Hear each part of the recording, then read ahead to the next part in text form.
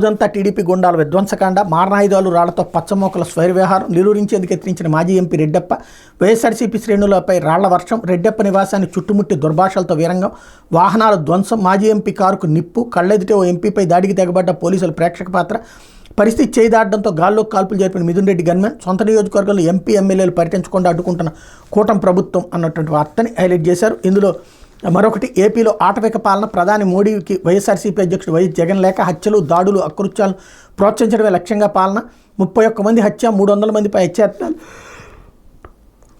TDP నేతల వేధింపులు తాళలేక 35 మంది ఆత్మహత్య, 560 చోట్ల ప్రైవేటు ఆస్తులు, 490 చోట్ల ప్రభుత్వ ఆస్తుల ధ్వంసం, అరాచకాలు భరించలేక ఊళ్ళు విడిచి వెళ్లిన 2700 కుటుంబాలు. ఇవి కాకుండా 1050కి పైగా దౌర్జన్యాలు, దాడులు, వైఎస్ఆర్సీపీని అణగదొక్కడానికి పథకం ప్రకారం చేసిన దుర్మార్గాలే అవన్నీ. ఓ మంత్రి రెడ్ బుక్ పేరిట హోర్డింగులతో దాడులకు పురిగొల్పారు. అడ్డుకోవద్దని అధికారులకు సంకేతాలు ఇవ్వడంతో టీడీపీ గుండాల స్వైర వ్యవహారం. వినుకొండలో నడి రోడ్డుపై నరమేధం, పొంగనూరులో పార్టీ లోక్సభ పక్షనేత పివి మిథున్ రెడ్డిపై టీడీపీ మొక్కల దాడి. ఈ అరాచకాలను అంతమొందించి తక్షణమే శాంతి స్థాపనకు చొరవ చూపండి, కొత్త ప్రభుత్వం ఏర్పాటైనప్పటి నుంచి జరిగిన ఘటనలపై కేంద్ర సంస్థ విచారణ జరపాలని విన్నపం, ఈ దురాఘాతాలు నివేదించేందుకు అపాయింట్మెంట్ ఇవ్వాలని వినతి అన్నటువంటి వార్తని హైలైట్ చేశారు. నేడు వినుకొండకు వైఎస్